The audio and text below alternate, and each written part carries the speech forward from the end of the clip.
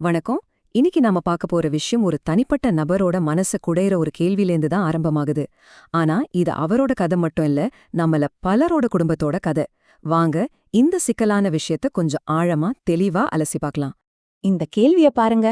இதுதான் நம்மளோட இன்னைய முழு பார்வைக்கும் ஆதாரம். இந்த கேள்வியில இருக்கிற அந்த வலி, அந்த ஆதங்கம், அந்த குழப்பம், இது நம்மள பல பேர் உணர்ந்த ஒரு விஷயம் இல்லையா? ஏன் இப்படி ஒரு நிலைமை வருது? ஆமாங்க, இது ஒருத்தரோட கதை இல்ல. தமிழ்நாடு முழுக்க ஆயிரக்கணக்கான குடும்பங்கள் இதே நிலைமையில தான் இருக்கு. சொத்து நிறையா இருக்கும், ஆனா கையில காசு இருக்காது. ஒரு ஓட்டம் ஓடிக்கிட்டே இருப்பாங்க. இந்த உணர்வு உங்களுக்கு பரிச்சயமானதா இருக்கா? சோ இந்த நிலைமைக்கு நாம ஒரு பேர் வைக்கலாம். விடுதலை இல்லாத ஓட்டம். ஒரு ரன்னிங் ரேஸ் மாதிரி தான், ஆனா இதுக்கு ஃபினிஷிங் லைனே கிடையாது. ஓடிக்கிட்டே இருக்க வேண்டிதான். நம்ம ஊர்கள்ல இது ரொம்பவே சகஜமா நடக்கிற ஒரு விஷயம். பூர்வீக நிலம், அத மட்டும் வித்திரவே கூடாதுன்னு ஒரு பிடிவாதம். சரி, ஒரு பையனுக்கு நல்ல அரசாங்க வேலை கிடைச்சு செட்டில் ஆகிடுவாரு. ஆனா இன்னொருத்தர் அன்றாட செலவுக்கே கஷ்டப்படுவாரு. சுருக்கமா சொல்லணும்னா அசெட் ரிச் கேஷ் புவர் நிலைமை. இந்த சுழற்சி அப்படியே அடுத்த தலைமுறைக்கும் போகுது. சரி, ஓகே. ஆனா ஏன் இப்படி நடக்குது? இதுக்கு மூல காரணம் என்ன? இத புரிஞ்சுக்க வாங்க கொஞ்சம் டைம் டிராவல் பண்ணி நம்ம அப்பா தாத்தா தலைமுறைக்கு போவோம். அவங்களோட மனநிலைய கொஞ்சம் புரிஞ்சுக்க முயற்சி பண்ணலாம். பாருங்க, அவங்களோட மைண்ட் செட்டே வேற மாதிரி இருந்துச்சு. அவங்கள பொறுத்த வரைக்கும் நிலம்ங்கிறது வெறும் சொத்து கிடையாது. அது ஒரு பாதுகாப்பு கவசம், சமூகத்துல ஒரு கௌரவம், முன்னோர்கள் நமக்கு விட்டுட்டு போன கடமை. ஆனா பணம், அது கையில இருந்தா கரைஞ்சிடும், செலவாயிடும், ஒரு மாதிரி ரிஸ்கான விஷயமா பார்த்தாங்க. இதுதான் அவங்களோட பார்வை. இந்த மனநிலைய ஒரு ஸ்லேவ் மென்டாலிட்டி அல்லது அடிமை மனநிலைன்னு சொல்றாங்க. ஆனா நிஜத்தை சொல்லணும்னா இது அவங்க தப்பு கிடையாது.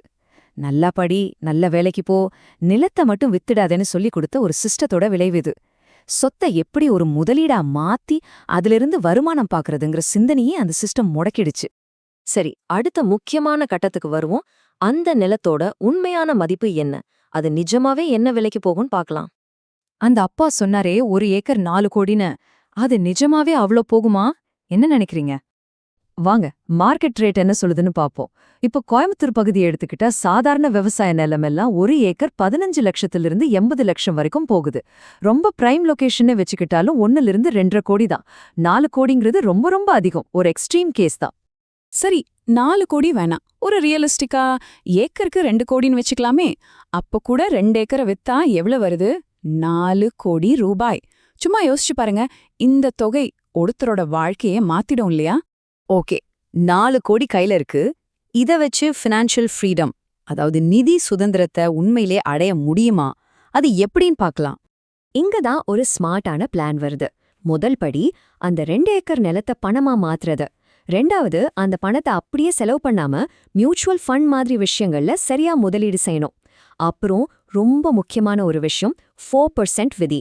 சிம்பிளா சொல்லணும்னா, உங்க முதலீட்ல இருந்து வருஷத்துக்கு வெறும் 4% மட்டும் எடுத்து செலவு பண்ணா போதும்.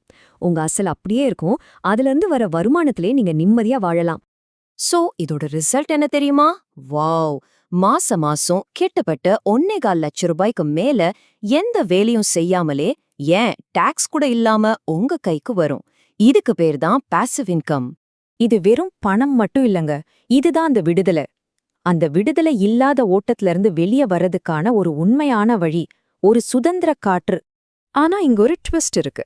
கதை இதோட முடியல. ஒரு சுழற்சிய நாம உடைக்கிறோம்னு நினைச்சிட்டு நாமளே தெரியாம இன்னொரு பொறிக்குள்ள போய் விழுந்துடுறோம். அது என்ன பொறி தெரியுமா? இத கொஞ்சம் நல்லா கவனிங்க. இது ரொம்ப முக்கியமான பாயிண்ட். போன தலைமுறை பாதுகாப்புங்கிற பேர்ல நிலத்தை விக்காம கெட்டியா புடிச்சு வச்சிருந்தாங்க. சரி, இந்த தலைமுறையான நாம என்ன பண்றோம்? நம்ம புள்ளைங்களோட பாதுகாப்பான எதிர்காலங்கிற பேர்ல பிரைவேட் ஸ்கூலுக்கு லட்சமா கட்டணம் கட்டுறோம். பாத்தீங்களா, பொறி ஒண்ணுதான், ஆனா உருவம் மட்டும் வேற. எதனால இந்த புது டிராப்ல நாம விழுகிறோம்? 1, பயம். கவர்மெண்ட் ஸ்கூல் சரியில்லைன்னு ஒரு பயத்தை உருவாக்குறாங்க. 2வது, ஸ்டேட்டஸ். என் பையன் பெரிய ஸ்கூல்ல படிக்கிறான்னு சொல்றதுல ஒரு பெருமை. 3வது, கேள்வி கேட்காம மத்தவங்கள பார்த்து அப்படியே ஃபாலோ பண்றது. கடைசியா, முக்கியமான காரணம், எஜுகேஷன் இப்போ ஒரு பெரிய பிசினஸ் ஆயிடுச்சு. சரி, இவ்ளோ பிரச்சனை இருக்கு. அப்ப பல தலைமுறையா தொடர்ற இந்த சங்கிலிய உடைக்க என்னதான் வழி? கவலைப்படாதீங்க, இதிலிருந்து வெளியே வர்றதுக்கு தெளிவான சக்தி வாய்ந்த வழிகள் இருக்கு. இந்த சங்கிலிய உடைக்க நீங்க இன்னிக்கே கூட சில விஷயங்களை ஆரம்பிக்கலாம். முதல்ல உங்க சொத்தோட உண்மையான மார்க்கெட் வேல்யூ என்னன்னு செக் பண்ணுங்க. ரெண்டாவது, உங்க பெரிய செலவுகளை, குறிப்பா பள்ளி கட்டணத்தை எதுக்கு இவ்ளோ செலவு பண்றோம்னு ஒரு தடவைக்கு 2 தடவை யோசிங்க, கேள்வி கேளுங்க.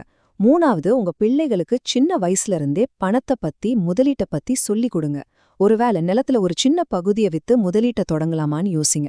ரொம்ப முக்கியமா இத பத்தி உங்க வீட்ல, உங்க குடும்பத்துல ஓப்பனா பேசுங்க. நம்ம ஆரம்பிச்சது ஒருத்தரோட கேள்வியிலிருந்து தான். ஆனா இப்ப பாருங்க, இது நம்ம எல்லாருடைய கேள்வியா மாறிடுச்சு. இந்த விடுதலை இல்லாத ஓட்டம்ங்கிற சங்கிலிய உடைக்கிற முதல் ஆளா உங்க குடும்பத்துல நீங்க இருக்க போறீங்களா? அந்த முதல் படியை எடுத்து வைக்க நீங்க தயாரா? யோசிங்க.